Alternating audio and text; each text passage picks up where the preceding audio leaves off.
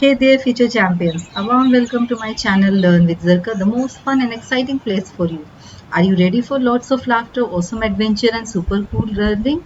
So don't forget to like, subscribe, and hit the bell icon. Let's explore, learn, and have the best time together. So today I am going to start the next chapter, chapter 8, that is circulatory system.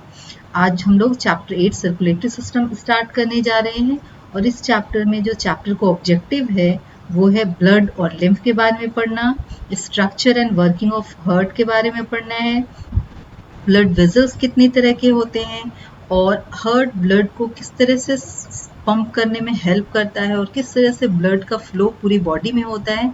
इन सब चीज़ों को आज हम detail में इस chapter में पढ़ेंगे। So let's begin. First topic यहाँ पर है। So here the first topic we have need for transport inside the body. Transportation की क्या ज़रूरत होती है बॉडी में? Every organ in our body requires the involvement of circulatory body fluids. For example, the digestive systems digest and absorb nutrients which are needed to be transported to every cell of the body. पहला तो ये समझना है कि transport system हमारे body में इसलिए ज़रूरी होती है क्योंकि जो ज़रूरी चीज़ें एक जगह होती है उसे एक जगह से दूसरी जगह पहुंचाया जा सके। जिस तरह के डाइजेशन प्रोसेस जो होता है वो स्टमक में चलता है, एब्जॉर्प्शन इंटेस्टाइन करती है, तो अब वो इंटेस्टाइन तक तो उसे रहना नहीं, उसे पूरे बॉडी में जाना है, तो ब्लड के हेल्प से वो पूरे बॉडी में एब्जॉर्ब फूड ट्रांसपोर्ट होता है। उसी तरह से respiratory system draws in airs and the oxygen pickup from it the lungs has to be transported to all parts of the body. उसी तरह से लंग्स में जब ऑक्सीजन एब्जॉर्ब करता है और ये ऑक्सीजन पूरे बॉडी में ट्रांसपोर्ट करता है, तो ये भी ब्लड ट्रांसपोर्ट करने में हेल्प करती है। उसी तरह से all the extra water, excess salts and the nitrogenous waste such as urea have to be remove from different parts and have to be sent to the excretory system to be thrown out of the body.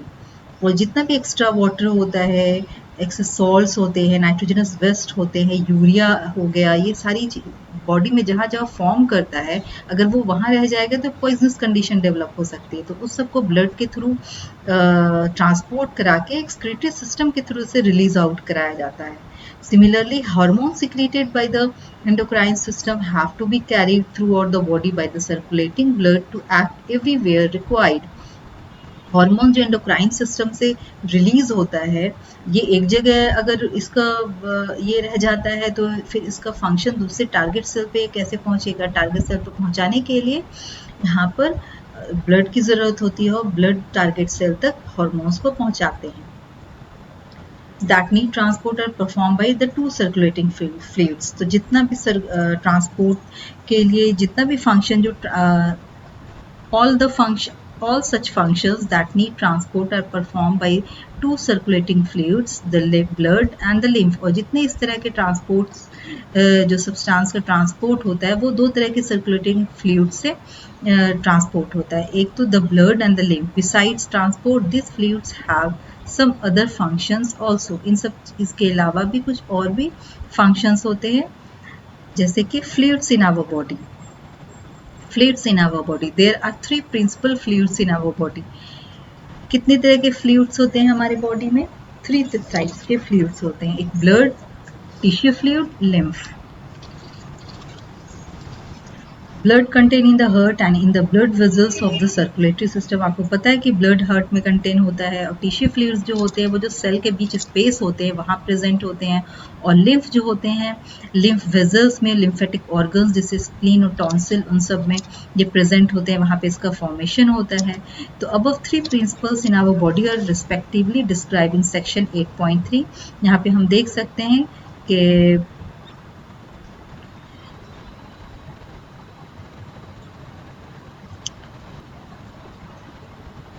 Figure 8.1 shows a diagrammatic representation of relationship between blood, tissue fluid and lymph as they circulate in the respective vessels or spaces between the cells in different organs.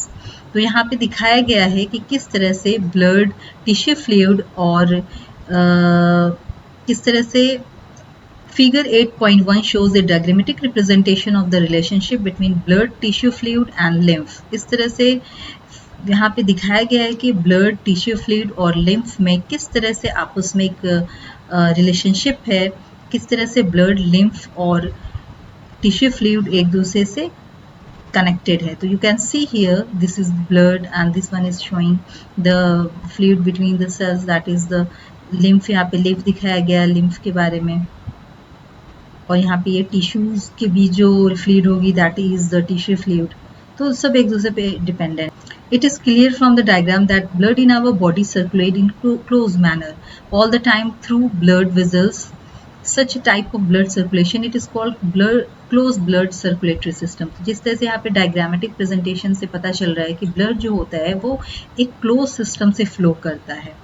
और as against this in certain animals such as कुछ insects होते हैं जहाँ पर के blood का flow open space में होता है, ओपन, और उनका कहलाता है ओपन ब्लड सर्कुलेटरी सिस्टम. जैसे टिश्यू फ्लूइड होते हैं उसी तरह से ब्लड सेल्स भी फ्लोट करते हैं बॉडी स्पेसेस के बीच. Now the next topic we have the properties of blood.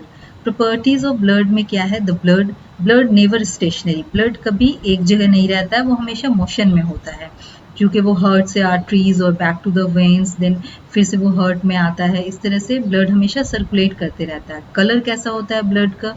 Blood का कलर जो होता है वो ब्राइट रेड होता है.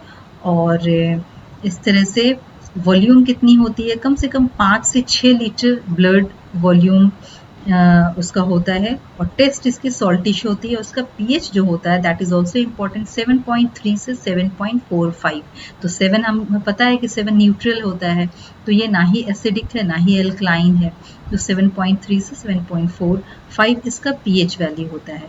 अब हम लोग फंक्शंस देख लेते हैं कि ब्लड का क्या फंक्शन है. The main functions of the blood in our body can be treated under 2 broad headings, transport and protection. तो इस तरह से हम लोग ब्लड के फंक्शन को 2 ब्रॉड हेडिंग में पढ़ेंगे. पहला तो transport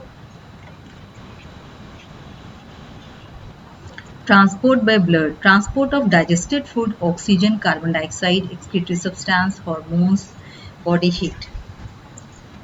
first, transport of digested food from alimentary canal to the tissues. जो डाइजेस्टेड फूड ट्रांसपोर्ट होता है एलिमेंट्री कैनाल से टिश्यूज तक, तो वो उसमें हेल्प करता है, अभी हम एक्सप्लेन कर चुके हैं.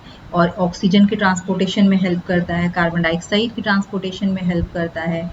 इसी तरह से आप लोगों को क्वेश्चंस में पूछा जाता है what is the function of the blood. बस सिंपल से आप लोगों को लिख देना है.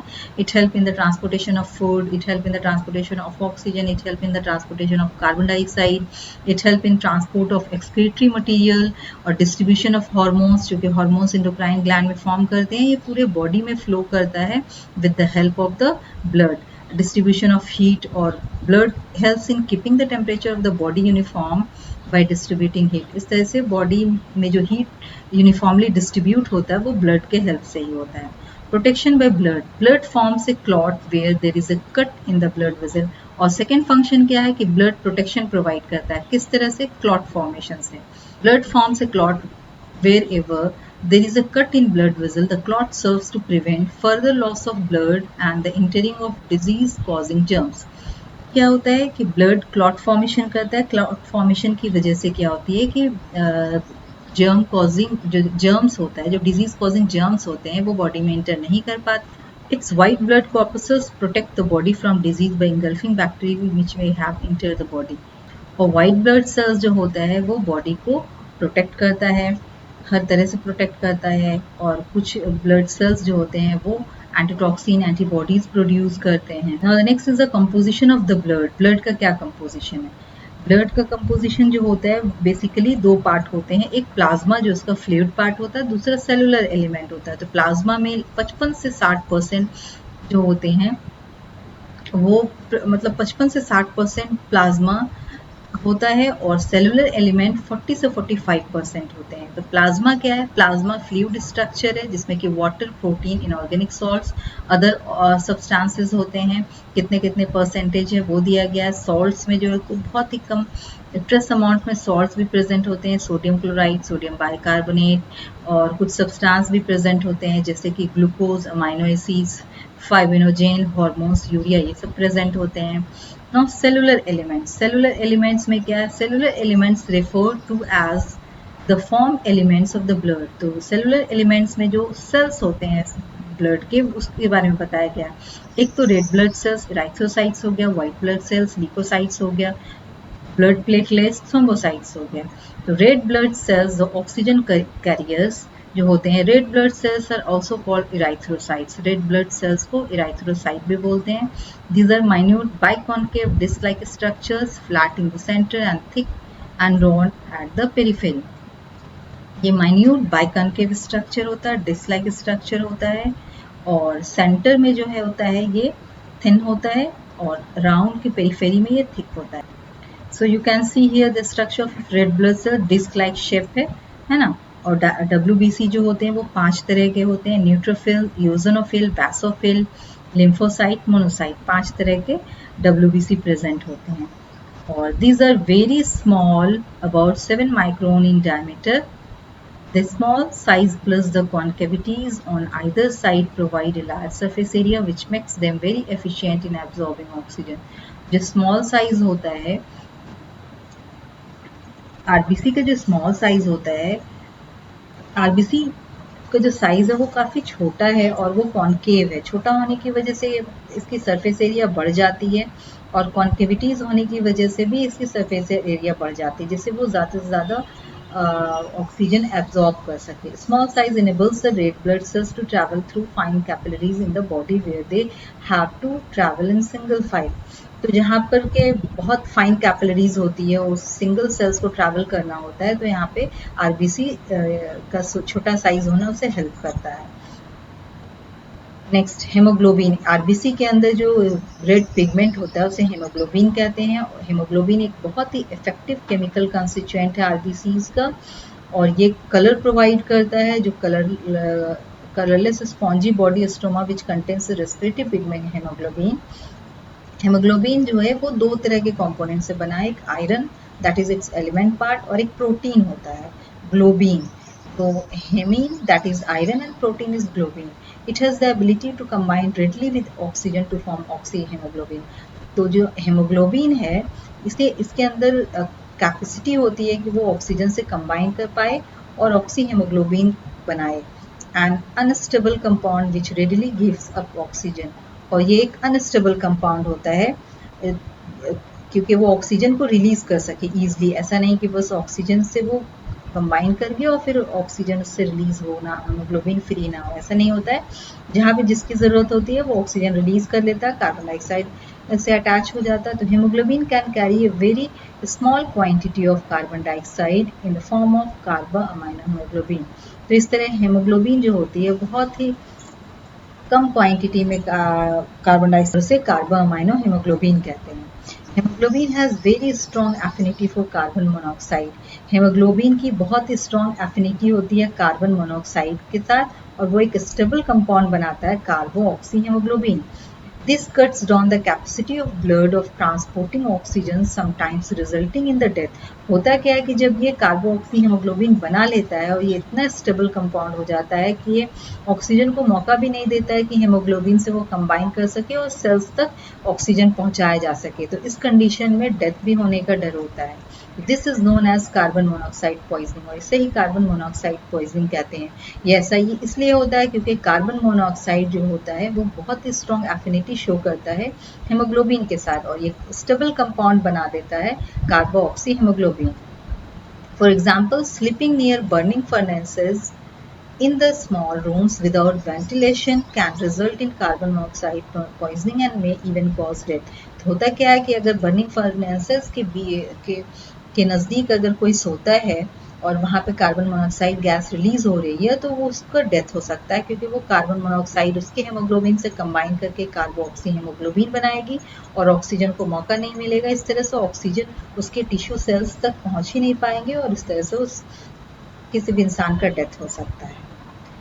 Now the next topic we have the life and the death of RBCs. In adults, RBCs are produced in the marrow of long bones, especially in the ribs, breastbone and ileum of hip girdle.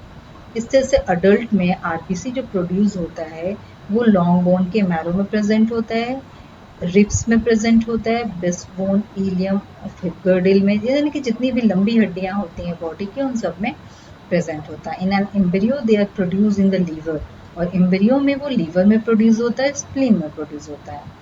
In children the RBCs are produce in bone marrow of all bone until 5 years of age. और children में RBC produce होता है कम से कम 5 साल तक वो उसके bone marrows में प्रोड्यूस होता है। The mature RBC cells have no nuclei, और जो मैच्योर आरबीसी होते हैं उसमें न्यूक्लिया नहीं होते। जो इमैच्योर आरबीसी होती है उसमें न्यूक्लिया होते हैं, और मैच्योर आरबीसीज में न्यूक्लिया नहीं होते हैं। The average life of RBCs is about 120 days, और एक आरबीसी का जो फॉर्मेशन होता है वो लगभग 100 फॉर्म करने के 120 दिन तक वो रहती है, और फिर 120वें दिन ये डिस्ट्रॉय कर सकता है। वो डिस्ट्रॉय लीवर में, स्प्लीन में, बोन मैरो में, इन सब में ये डिस्ट्रॉय हो जाता है। तो in a normal adult approximately 2 million RBCs are destroyed every second. तो एक अडल्ट नॉर्मल अडल्ट जो होते हैं उसमें लगभग 2 मिलियन आरबीसी रोजाना हर सेकेंड डिस्ट्रॉय करते हैं। इसका मतलब इसी अमाउंट में आरबीसीज का फॉर्मेशन भी होता है। यहाँ पे आपको एक टेबल दिखाया गया है शॉर्ट में, जिसमें ये बताया गया है कि मैमेलियन आरबीसीज में न्यूक्लियस नहीं होता, माइटोकॉन्ड्रिया नहीं होता, एंडोप्लाज्मिक रेटिकुलम नहीं होता। ये बहुत ही इंपॉर्टेंट टॉपिक है क्योंकि 1 मार्क्स रिलेटेड क्वेश्चन इससे पूछा जाता है, that why mammalian RBC do not contain nucleus, why do not contain mitochondria, why do not contain endoplasmic reticulum।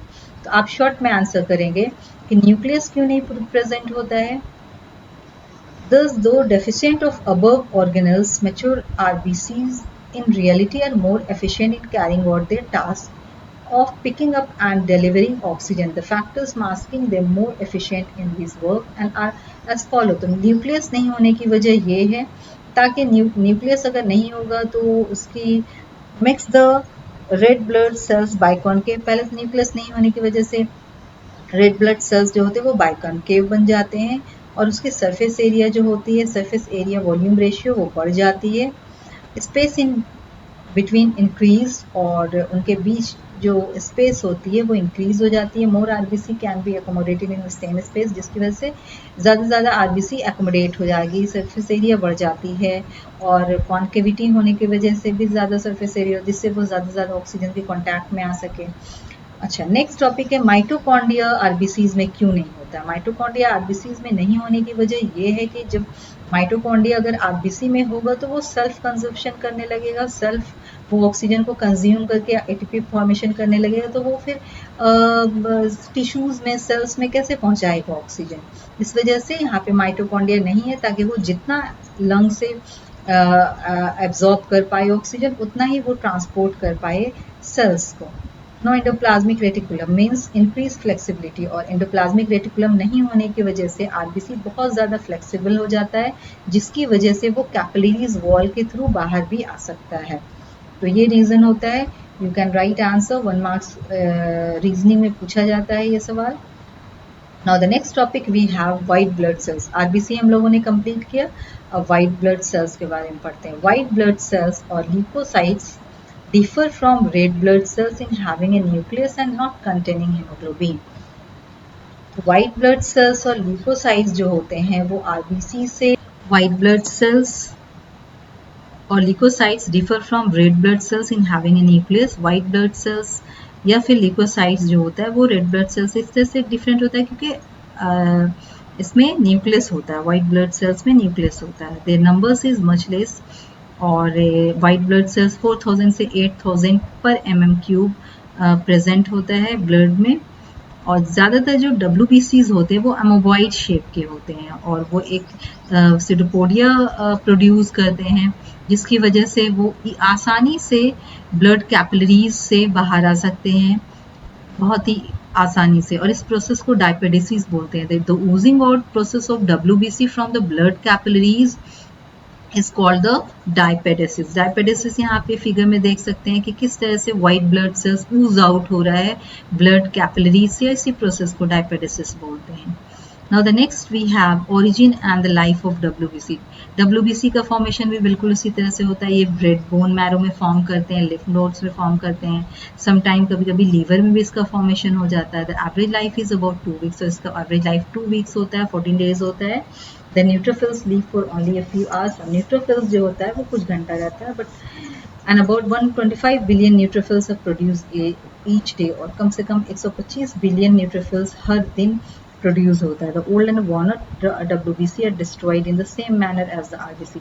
तो WBC का डिस्ट्रॉय भी उसी तरह से होता है जिस तरह से आरबीसीज को होता है।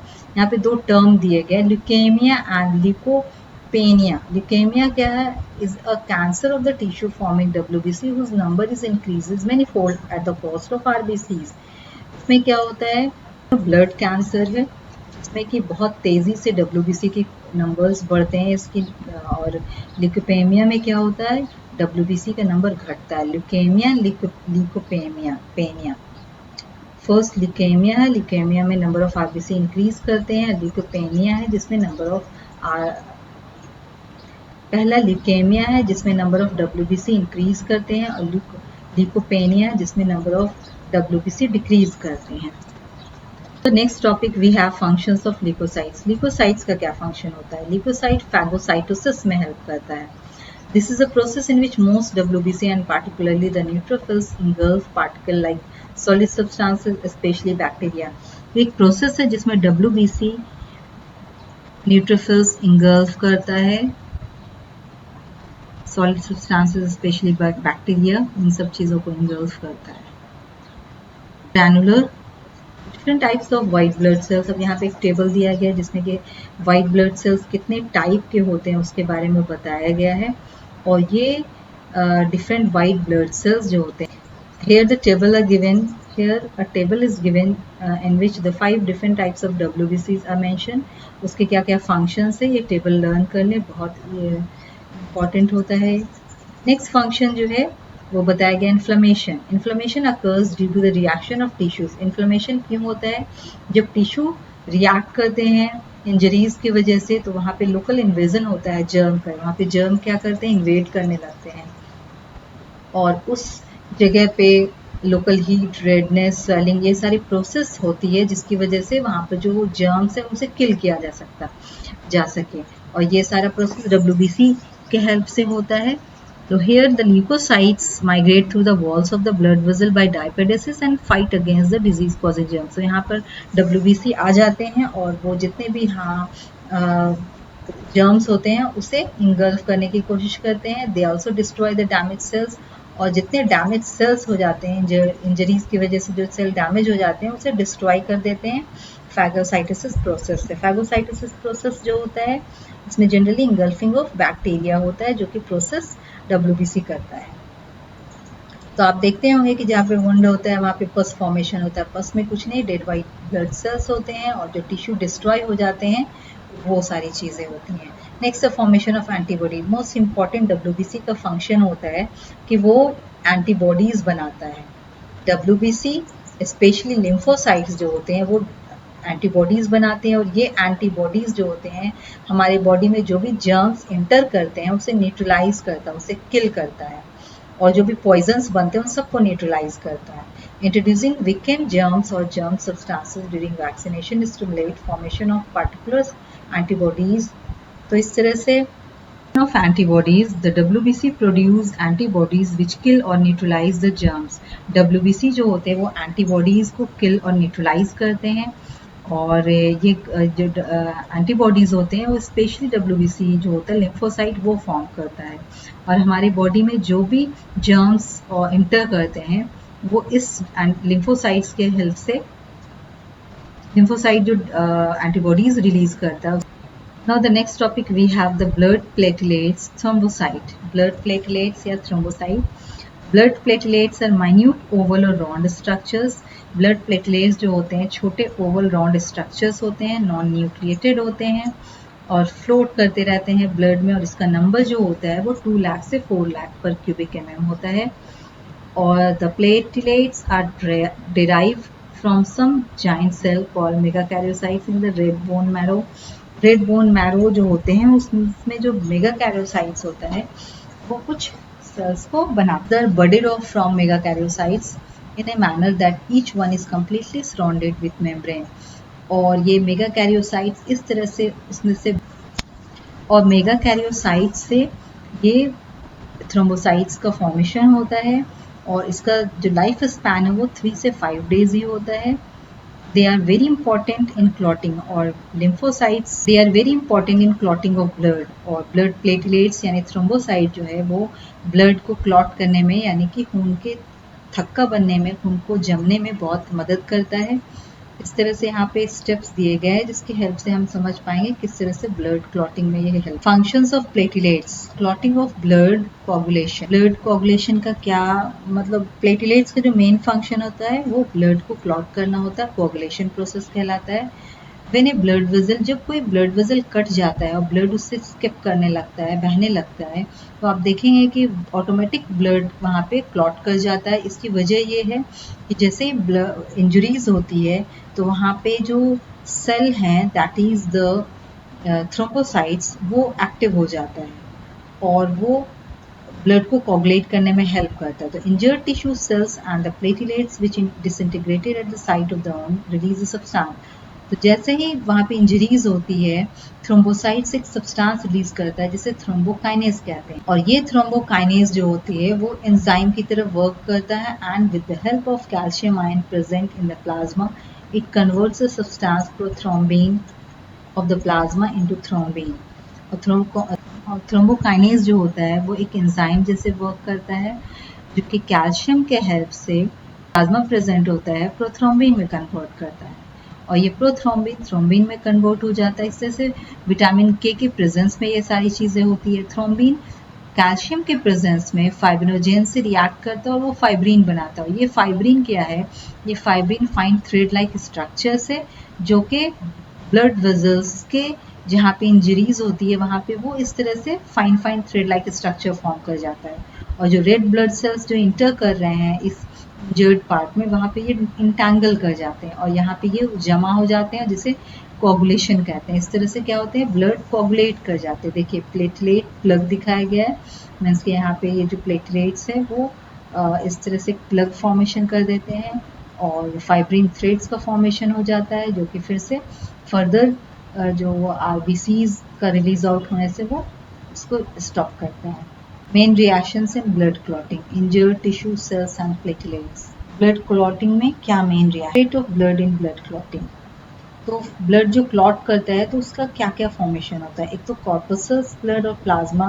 तो कॉर्पसल्स तो क्लॉट बना देता है फाइब्रिन के साथ रिएक्ट करके, और प्लाज्मा जो होते हैं वो सीरम फॉर्म करते हैं, यानी उसकी जो भी इम्पोर्टेंट मटेरियल होता है वो तो रह जाता है, सिर्फ वो लिक्विड के साथ रिलीज आउट हो जाता है। ब्लड क्लॉटिंग इन ए टेस्ट ट्यूब, ये इतना इम्पोर्टेंट नहीं है, इसको हम लोग बाद में देखेंगे।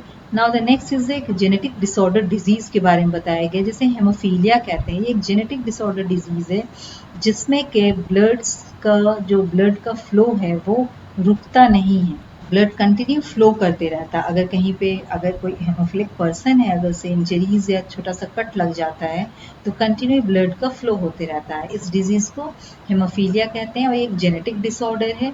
So also in cases where the number of platelets falls to an abnormally low count, coagulation occurs very slowly and often leads to hemorrhage. Such a situation occurs in certain disease as in the viral dengue fever, which has taken hundred of lives in Delhi and other states of India since 1996. Actually होता है क्या है कि जब blood platelets count काफ़ी लो हो जाता है तो भी ब्लड का कोagulation नहीं हो पाता, ब्लड बहुत ज़्यादा थिन हो जाती है, और ये जो वायरल डेंगू फीवर है उसमें भी होता है जिसमें कि ब्लड क्लॉटिंग प्रोसेस बहुत स्लो हो जाता है, ब्लड काफ़ी थिन हो जाती है। ऐसा होता है कि यूरिन के साथ भी ब्लड रिलीज आउट होने लगता है। And it's a very next topic we have blood transfusion and blood groups. Blood का ट्रांसफ्यूजन जो होता है वो किस तरह से होता है, कैसे होता है, वो हम लोग डिस्कस करेंगे। ब्लड ट्रांसफ्यूजन जो होता है, एक पर्सन से दूसरे पर्सन में जो ब्लड को ट्रांसफ्यूज कराया जाता है, इंजेक्ट कराया जाता है इंजेक्शन के थ्रू, तो वो ब्लड ट्रांसफ्यूजन कहलाता है। जो देने वाले लोग होते हैं उन्हें डोनर कहते हैं और जो लेने वाले लोग होते हैं उन्हें रेसिपिएंट कहते हैं। तो इस तरह से अब हम लोग ब्लड के बारे में पढ़ेंगे। ब्लड जो आरबीसी है उसका स्ट्रक्चर किस तरह से है और उसके बेसिस पे एंटीजन बताई गई है। तो the concept of the blood grouping was discovered by Karl Landsteiner. Blood grouping का कंसेप्ट कार्ल लैंडस्टेनर ने दिया था। RBCs of human beings have specific protein. जो ह्यूमन बींग्स के आरबीसीज हैं वो उनके स्पेसिफिक प्रोटीन होते हैं उसके सरफेस पे, तो इस प्रोटीन को एंटीजन कहते हैं। तो एंटीजन जो होते हैं वो दो तरह के होते हैं, एक एंटीजन ए होते हैं, एक एंटीजन बी होता है। The plasma of blood contains complementary protein called antibody. Blood plasma जो होता है वो एक और प्रोटीन कंटेन करता है जिसे एंटीबॉडीज कहते हैं. तो एंटीजन ए जहाँ प्रेजेंट होगा एंटीबॉडीज बी वहाँ प्रेजेंट होगा.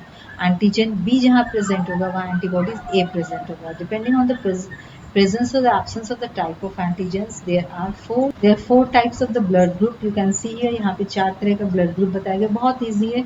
ब्लड ग्रुप ए में हम नेम जो है वो एंटीजन के बेसिस पे किया गया. तो ब्लड ग्रुप ए में एंटीजन ए प्रेजेंट है, एंटीबॉडी बी प्रेजेंट है. और ब्लड ग्रुप बी में एंटीजन बी प्रेजेंट है, एंटीबॉडी ए प्रेजेंट होता है. ए बी में दोनों एंटीजन प्रेजेंट होते हैं, antigen A and antigen B.